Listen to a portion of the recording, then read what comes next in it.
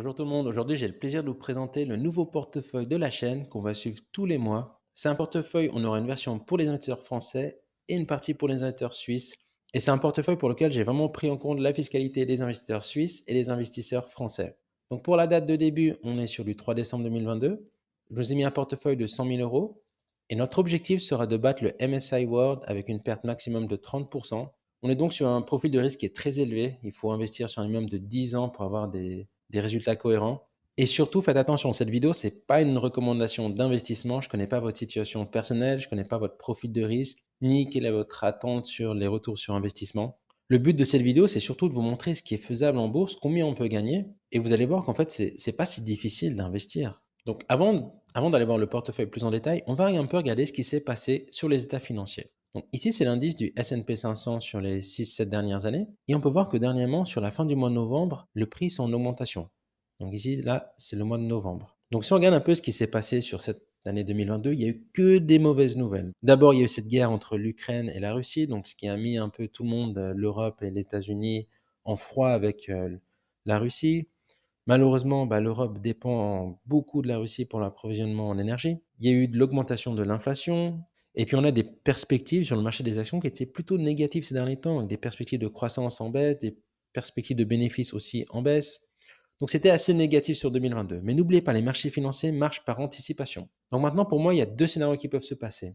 Soit la majorité des scénarios les plus négatifs ont tous été pris en considération par les marchés, et maintenant, dès qu'il y a un peu de lumière, un peu d'espoir, les marchés vont commencer à augmenter. Donc, mon premier scénario, c'est qu'on va essayer de jouer ce premier scénario. Si je devais mettre un taux de réussite, je mettrais qu'on est quand même à moins de 50%. Donc, c'est pas mon scénario où je suis le plus convaincu. Mais je pense qu'il y a quand même des fortes chances qu'on puisse gagner peut-être 5 à 10%. Et puis après, on ne sait pas, peut-être qu'il va y avoir que des bonnes nouvelles. L'Ukraine et la Russie se rapprochent l'un de l'autre, on découvre des nouveaux gisements en énergie, je ne sais pas. Mais il faut essayer de rester positif et optimiste dans ces types de marchés. Maintenant, pour arriver au deuxième scénario, je vais d'abord vous montrer cette image qui a été très populaire sur ces derniers temps et je pense qu'elle est très très très intéressante parce qu'elle va un peu nous montrer le futur.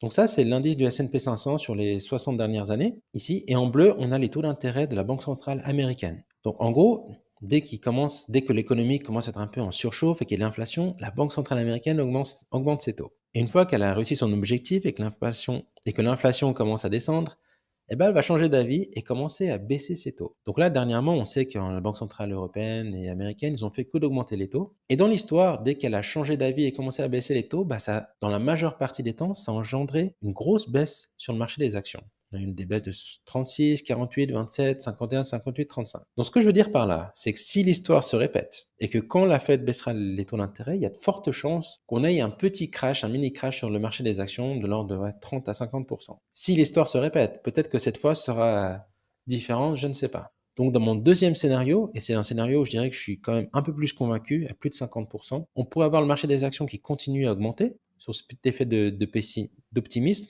parce que pour l'instant, la Banque centrale continue à augmenter ses taux, et dès qu'elle va les baisser, pac, on va avoir un marché qui baisse. Là, on va sortir des marchés, on va prendre une petite perte, on va peut-être partir sur ces niveaux-là. Et ensuite, on va voir jusqu'où les marchés descendent. Donc, ils vont peut-être descendre jusqu'ici, je ne sais pas. Et on reviendra un peu plus tard. Donc, ça, c'est le deuxième scénario. Maintenant, sur l'allocation, ça nous explique pourquoi on a 80% d'actions. Donc, je suis quand même assez optimiste sur le court terme. Et on va voir si sur le long terme, tous les signaux deviennent verts, on maintient les positions, sinon on va couper les positions. Ici, j'ai pris uniquement des ETF qui sont accessibles au PEA. Donc comme ça, c'est optimisé fiscalement pour les investisseurs français. Et ici, je vais vous mettre les petites variantes pour les investisseurs suisses. Et la manière dont j'ai fait l'allocation, j'ai juste réfléchi un peu quels sont les pays les plus sous-évalués en ce moment. On sait que les marchés américains, c'est le plus performant sur le long terme. On peut gagner facilement 2 à 3% de rendement annualisé supplémentaire par rapport au marché européen. Mais en ce moment, les marchés des actions américains est quand même un peu cher, le dollar est un peu cher.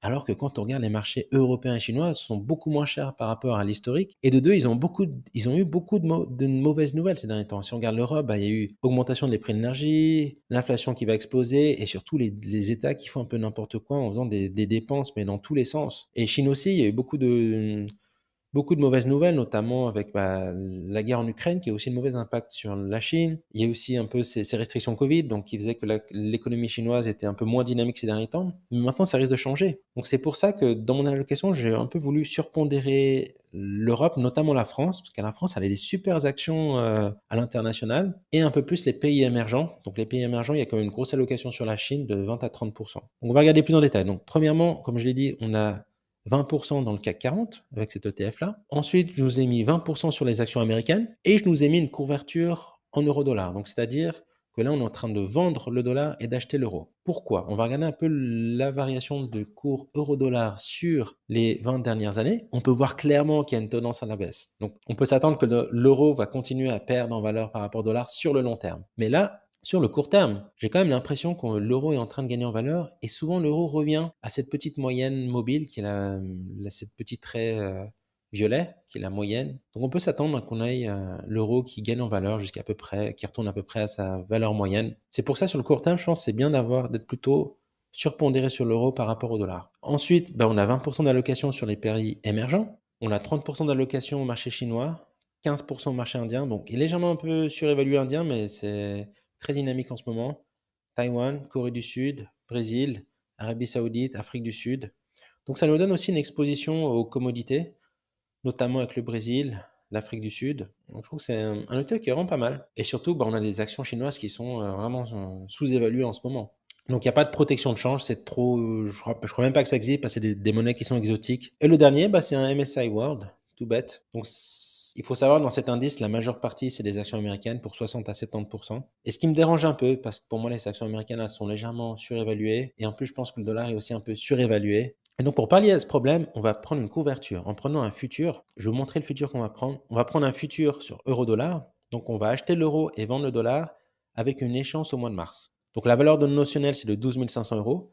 C'est un peu élevé. J'aurais préféré un contrat à 10 000 ou 8 000 euros. Mais bon, malheureusement, ça n'existe pas dans les futurs. C'est plutôt pour les gros joueurs. Et donc, je vais acheter une position. C'est vraiment une position sur le court terme, hein. Je pense que d'ici 2-3 mois, on va couper cette position. Au niveau des obligations, on n'a rien du tout. C'est assez compliqué pour moi parce qu'on a, je ne sais pas si le taux à long terme va augmenter ou diminuer. C'est un peu flou encore. Donc, j'ai pas de position. Et ensuite, on a 20% d'allocation sur les commodités. Donc pour moi, le Bitcoin, c'est assez similaire à l'or. Ils ont un peu la même logique que dès qu'il y a de l'incertitude sur les monnaies, l'or et le Bitcoin gagnent en valeur. Ils ont ensuite un deuxième component qui est très important, c'est qu'ils prennent beaucoup en valeur dès qu'il y a beaucoup de liquidité sur les marchés. Maintenant, la situation actuelle, c'est que si vous voulez investir votre cash à votre banque ou bien en obligations à court terme, l'intérêt que vous allez recevoir ne va pas couvrir l'inflation. Donc vous allez perdre de l'argent quoi qu'il arrive. Donc dès qu'on a ce type de figure, l'or, il a tendance à s'apprécier. C'est-à-dire que les monnaies ne sont pas très intéressantes. Donc par effet miroir, l'or et le Bitcoin, qui sont un peu des bons indicateurs de la perte de confiance en monnaie, ont tendance à s'apprécier. Donc je l'ai mis 19% en or et puis 1% en Bitcoin, c'est un actif qui est extrêmement volatile, mais sur long terme, il devrait nous aider à surperformer. Donc maintenant, on va passer au portefeuille de l'investisseur suisse. Donc la petite différence, c'est que par exemple, pour l'investisseur français, j'ai utilisé uniquement des ETF qui sont localisés en Europe, qui peuvent être accessibles au PEA, et j'ai pris des ETF qui sont capitalisants, parce que c'est beaucoup plus simple, on n'a pas besoin de réinvestir les dividendes à chaque. Bon,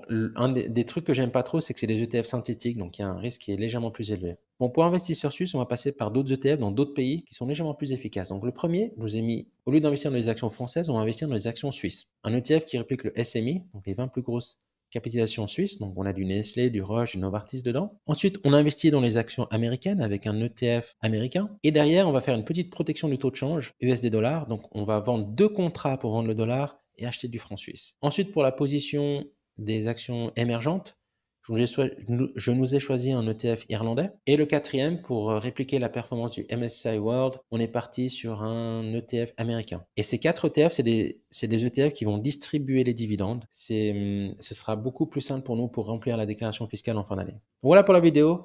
Personnellement, je serais très curieux de savoir ce que vous pensez de ce portefeuille, quelles sont les positions que vous aimez, les positions que vous n'aimez pas, ou est-ce que vous avez d'autres avis. Et sur ce, à bientôt, et je suis impatient de voir l'évolution de ce portefeuille sur les prochains mois.